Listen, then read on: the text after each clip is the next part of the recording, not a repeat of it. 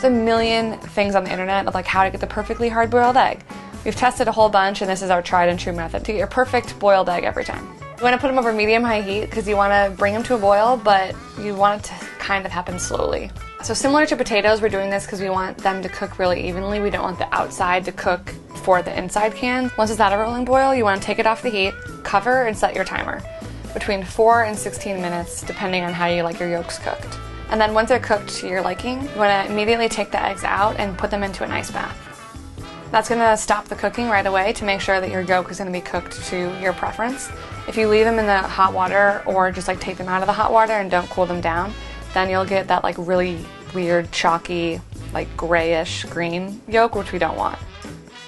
And just as a visual, here are eggs cooked at all of these different times. You can see how much softer the yolk is at 4 minutes, whereas 16 it's completely cooked through. You can just cut them in halves or quarters, throw them right on top of the salad. They add like a nice amount of color and freshness, I think. They're also a really good snack as well, but there's a million different recipes you can use for hard-boiled eggs. Poached. Alright, so for poaching eggs, which I honestly don't think is too scary, you want to use a big pot of water. There's just like more room for the egg to kind of move around, and you want to make sure that your pot of water is, I know this sounds crazy, but like at a hard simmer.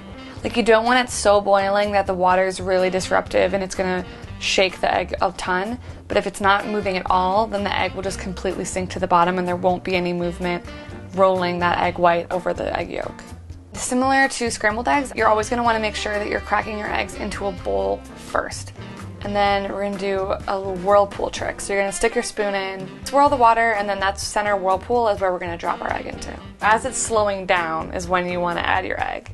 If it's still going too heavy, if the whirlpool's too fast, then the egg's just going to be like, whoa. You want to let the egg go and do its thing in there until you kind of can't see any of that translucent egg white anymore. With a poached egg, you want the egg yolk to still be quite runny, but again, no one wants like a runny egg white. And that is a poached egg.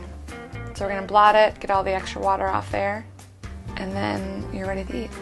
So that's the traditional method, but if you were doing a whole bunch, we've got a trick for you.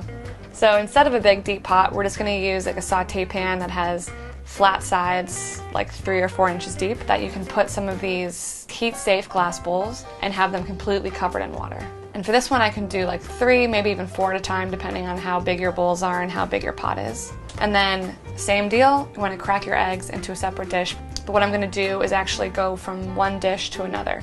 And what that bowl is going to do is it's going to keep the egg contained in that space. This is cool because you can get a nice rounded shape every time, but it's going to look a little bit different than your classic poached egg. If you're just doing this for your friends and family at home, I don't think anyone will mind. It'll still taste the same. It's easier for you to do a whole bunch of them. And then it's a little less intimidating way to approach poached eggs. Really good, nice, soft, delicate way to have an egg. And it's also kind of an impressive way to serve something that's pretty cheap.